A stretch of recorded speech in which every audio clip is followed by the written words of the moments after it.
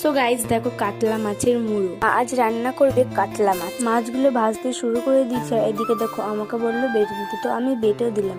তারপর মাছের মুড়োগুলো ভেজে নিল মা। তো মাছ ভাজা কমপ্লিট হলে এবার রান্না হবে তেল পটল। তো তোমরা দেখতে পাচ্ছ পটলগুলোকে সামান্য লবণ ও আদা রসুনের পেস্টটা দিয়ে ভালো করে নেড়ে ছেড়ে নিল। তো ফাইনালি কত সুন্দর হয়েছে দেখে নাও।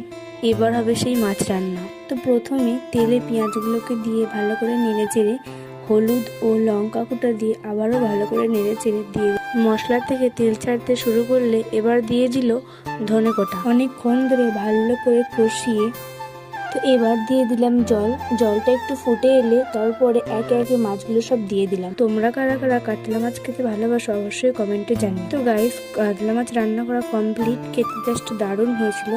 তোমরা দেখতে পাচ্ছ মাছটা কতটা সফট হয়ে। তো গাইস ভিডিওটা যদি তোমাদের ভালো লেগে থাকে অবশ্যই একটা লাইক